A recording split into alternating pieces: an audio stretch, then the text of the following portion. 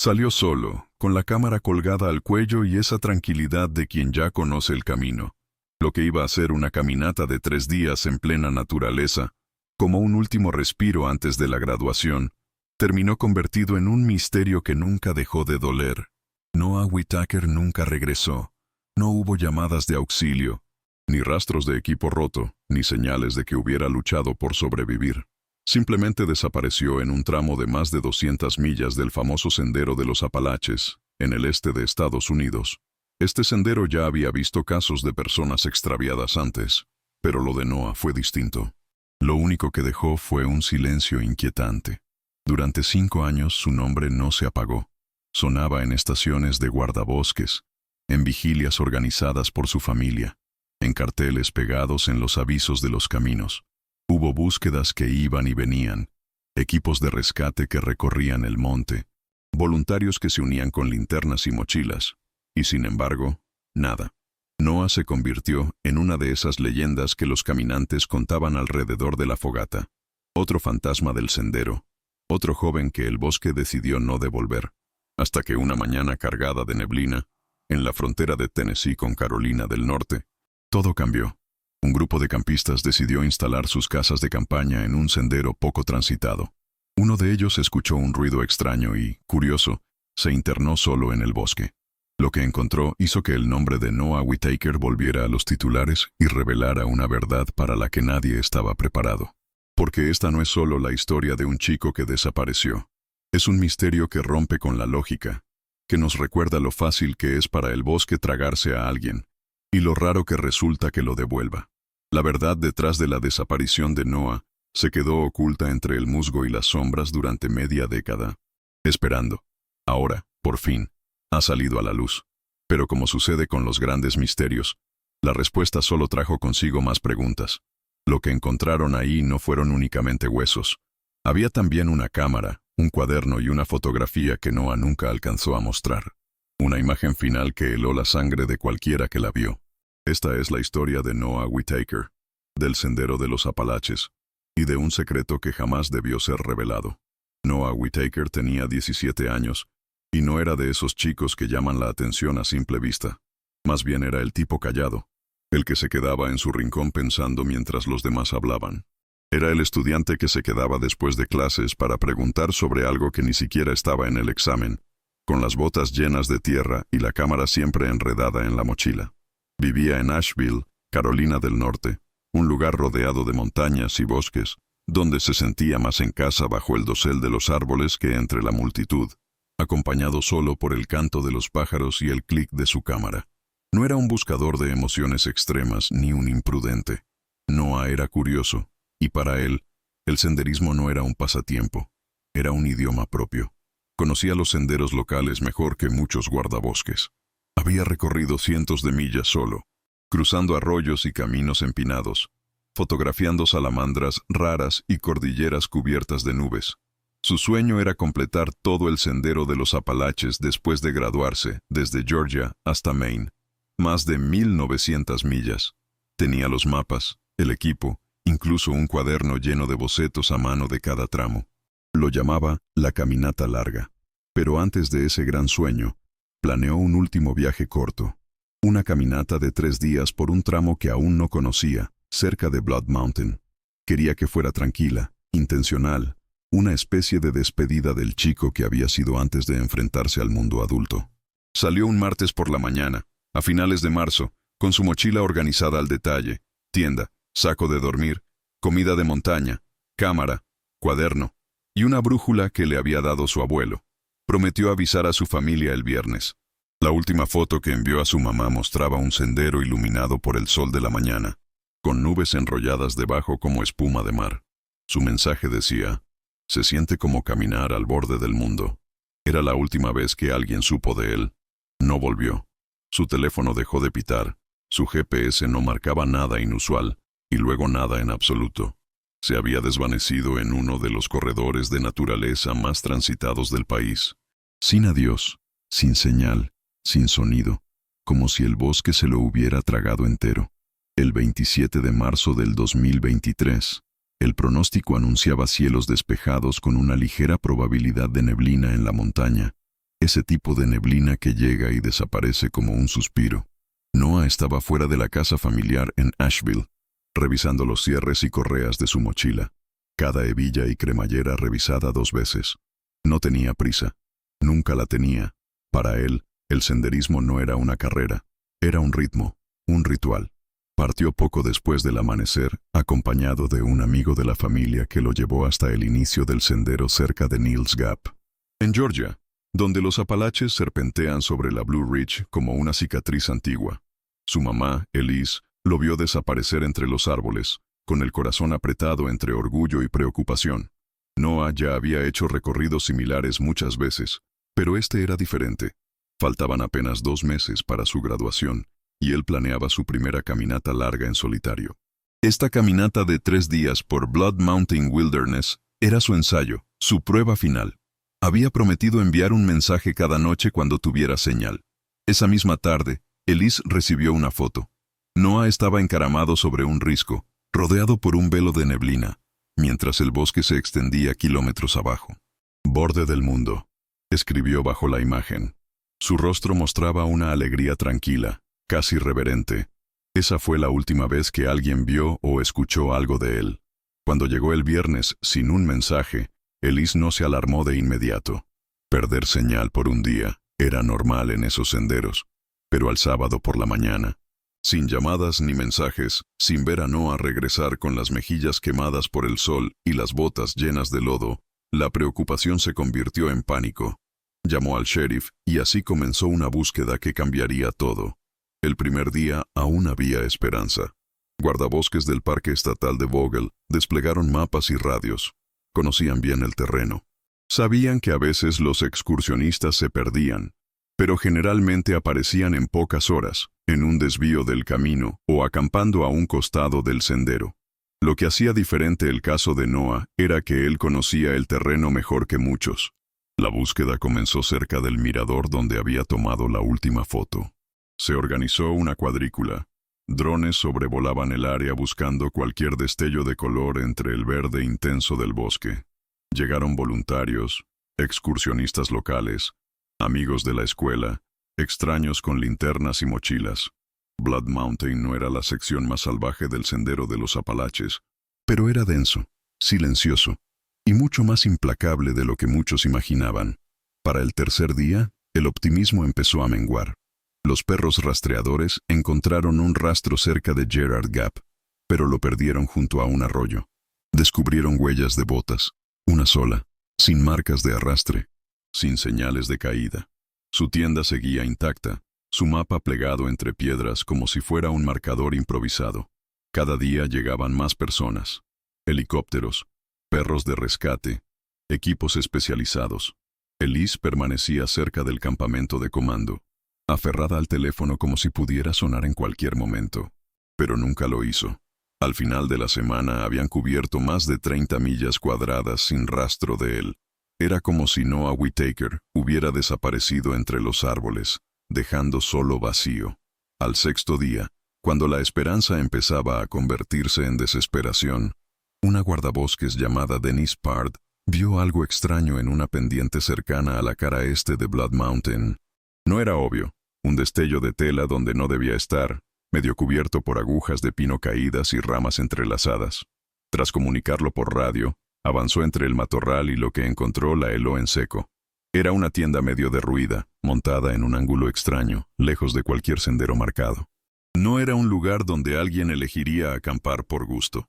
Dentro, el equipo de Noah estaba esparcido como si lo hubieran interrumpido en medio de algo. Su mochila abierta, con el contenido intacto, una pequeña bolsa de comida todavía cerrada, y el saco de dormir enrollado. Nada roto, nada sangriento, nada que sugiriera lucha. Solo algo que se sentía incorrecto. Lo que más llamó la atención fue lo que faltaba.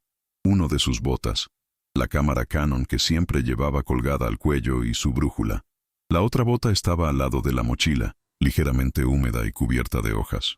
Su cuaderno permanecía en el bolsillo lateral, con páginas sin tocar desde el 27 de marzo.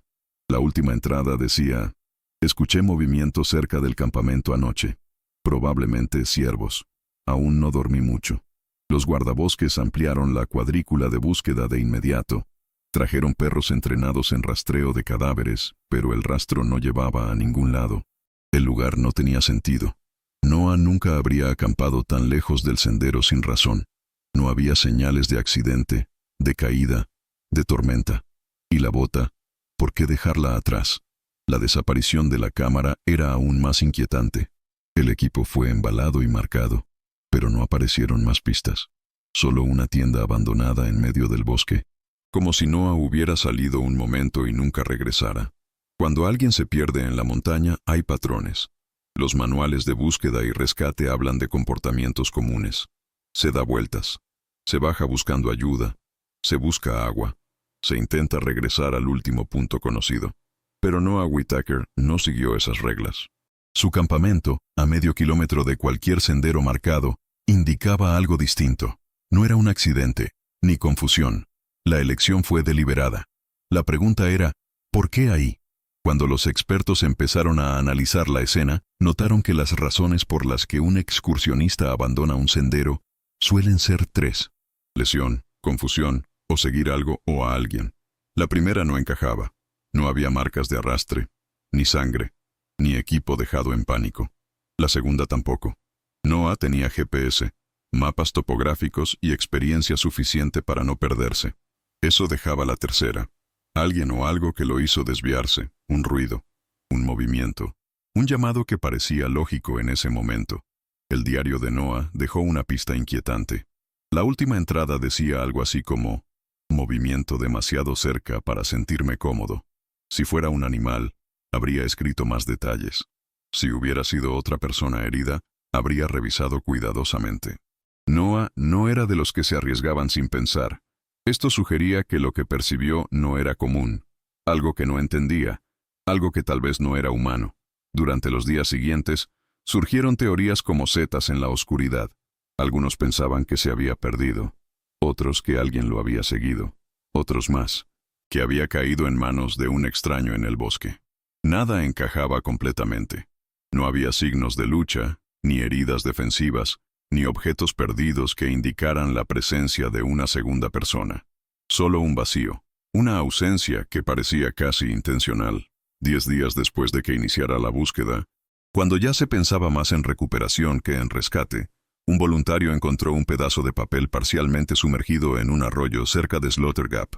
Estaba húmedo, desgarrado, pegado a las piedras como si alguien lo hubiera puesto allí deliberadamente. La escritura era de Noah, confirmado por su madre, y decía solo 7 palabras. Creo que vi algo anoche.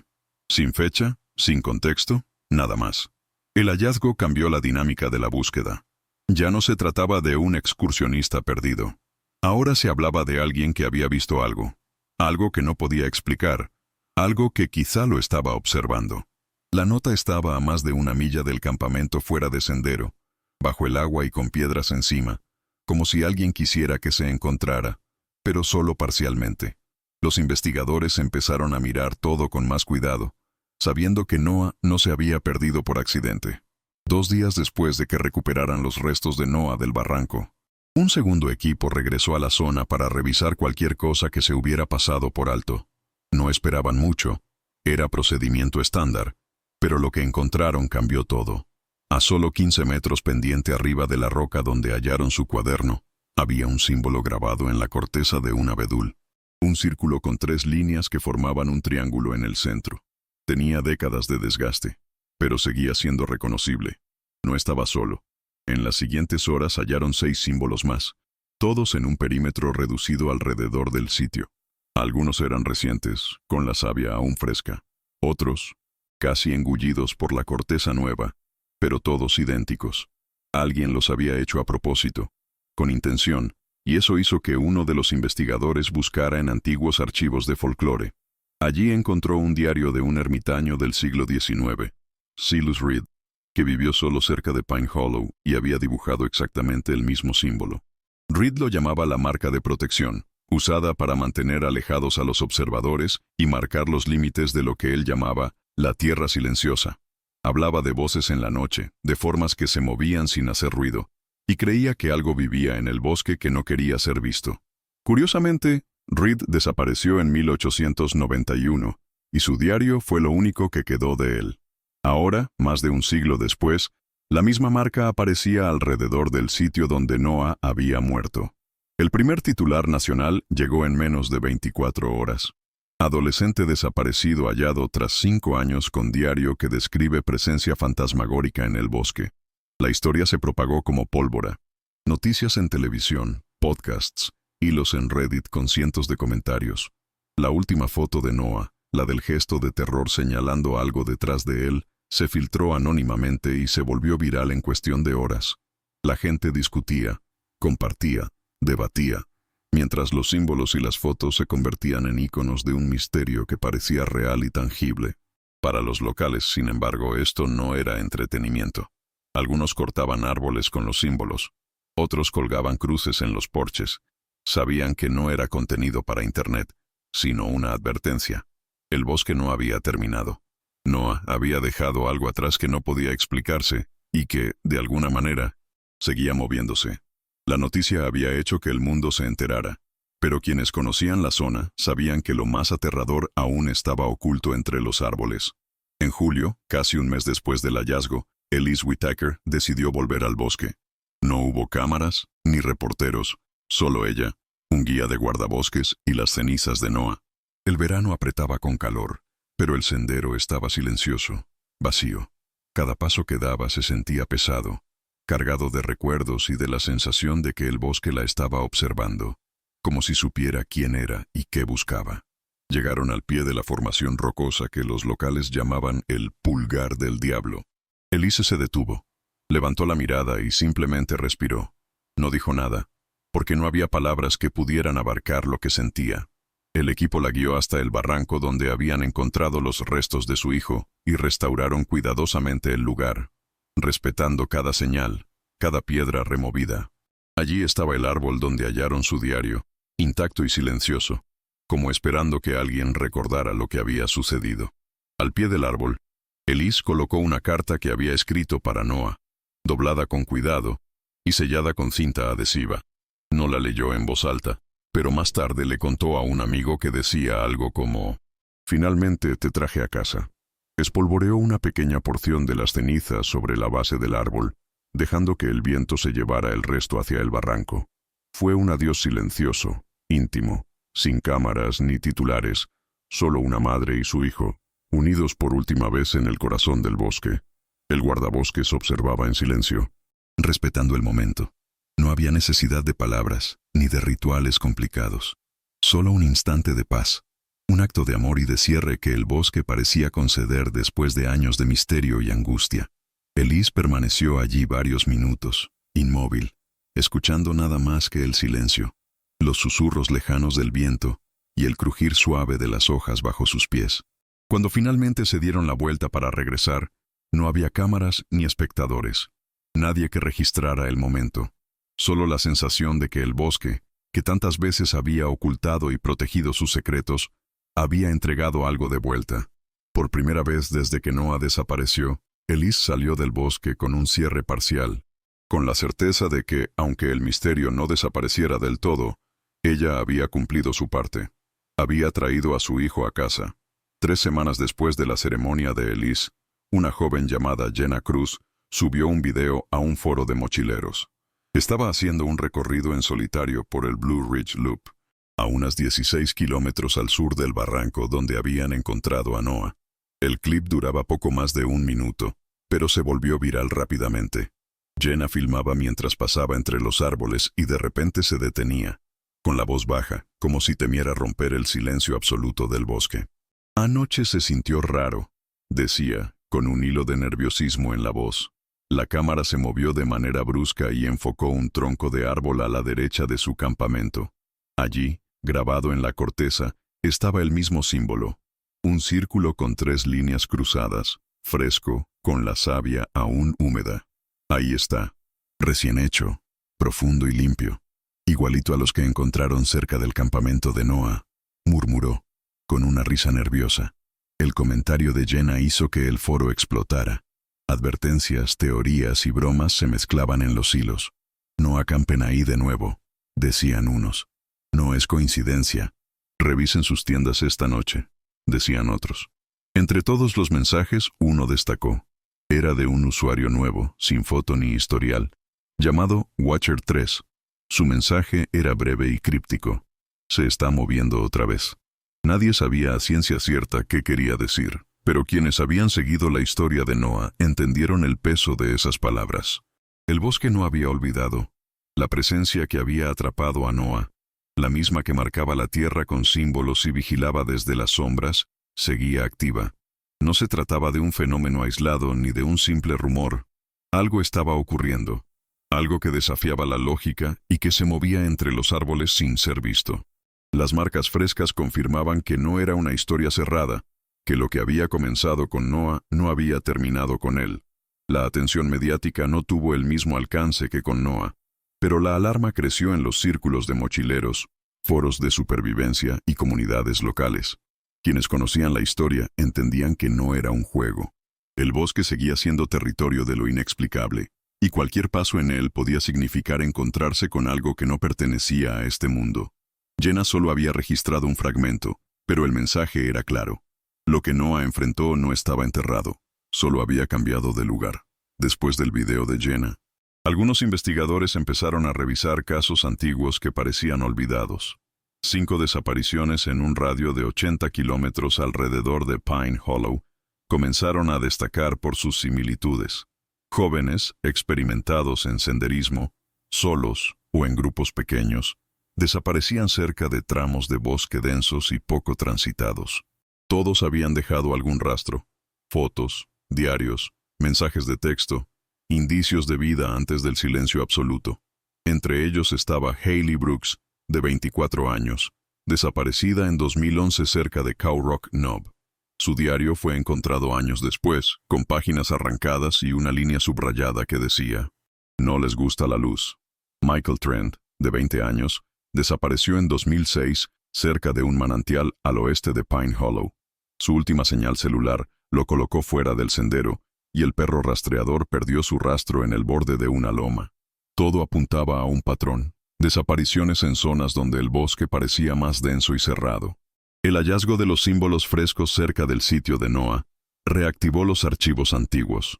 Los investigadores revisaron diarios, fotos y testimonios. Algunos pensaron que coincidencias y folclore podían explicar todo, pero otros comenzaron a ver un patrón inquietante: marcas idénticas, situaciones similares, y la sensación de que algo, o alguien, operaba en la sombra, siguiendo a quienes se aventuraban demasiado lejos de los senderos. Los foros en línea se llenaron de discusiones. Algunos usuarios compartían mapas, fotos y coordenadas, tratando de conectar los casos. Las teorías iban desde lo natural: animales, accidentes, desorientación, hasta lo sobrenatural: presencia de entidades antiguas, rastreadores del bosque, o algo que el hombre moderno no podía comprender. La coincidencia de símbolos y desapariciones parecía imposible de ignorar. Mientras tanto, el bosque permanecía igual de silencioso, como si nada hubiera cambiado. La niebla bajaba temprano, abrazando la tierra con su manto húmedo. Un senderista solitario avanzaba por un tramo estrecho del Appalachian Trail, escuchando sus propios pasos sobre hojas húmedas. No había música, ni compañía, solo el murmullo del bosque y la sensación de que algo lo observaba. Al pasar junto a un árbol ancho y viejo, vio grabado un símbolo fresco, un círculo con 3 líneas cruzadas. Sin pensarlo, sacó su cámara y lo fotografió. No lo sabía aún, pero estaba entrando en la misma historia que Noah Whitaker había vivido años atrás. El senderista bajó la mirada hacia su teléfono, revisando el mapa y la brújula, pero algo lo hizo detenerse. El aire estaba demasiado quieto, como si la misma tierra contuviera la respiración. No era miedo, al menos no todavía. Era una conciencia punzante de que no estaba solo. Algo invisible pero presente se movía entre las sombras, siguiendo cada uno de sus pasos. Se inclinó un poco para examinar el símbolo en la corteza. La savia, aún brillante, parecía palpitar bajo sus dedos. 3 líneas que se cruzaban dentro de un círculo, idéntico a los que habían marcado los sitios de Noah, Hayley y Michael. No había marcas de hacha ni señales de animal. Alguien o algo lo había hecho, y no hace mucho. La idea se le enredó en la cabeza mientras un escalofrío recorría su columna. El bosque lo rodeaba, denso y silencioso. Pero ahora el silencio tenía peso. Las aves ya no cantaban, el viento no movía las ramas, y el senderista sintió que los árboles mismos lo observaban. Era como si la historia de Pine Hollow se hubiera extendido más allá de su tiempo, como si cada desaparición, cada símbolo, fuera una advertencia que aún estaba activa. Sacó la cámara y tomó otra foto, enfocando hacia los árboles cercanos. Algo se movió entre la niebla, apenas perceptible, una figura alta y delgada que parecía desaparecer cuando parpadeó. No había forma de que el sensor la detectara, ni sombra que coincidiera. Aún así, la sensación de ser observado se intensificó hasta que decidió continuar, aunque cada paso le pesaba más que el anterior. Al final del tramo, el senderista se detuvo un momento y miró hacia atrás. La niebla parecía formar figuras fugaces, esquivas, y el silencio era absoluto. No había huellas. No había señales de que nadie más estuviera allí, pero algo lo sabía, algo que esperaba, que vigilaba, y que, tal vez, jamás dejaría que se fuera sin dejar su marca. El bosque seguía vivo, y la historia de Noah Whittaker, de Pine Hollow, y de los símbolos antiguos no había terminado. Solo estaba esperando al siguiente que osara adentrarse.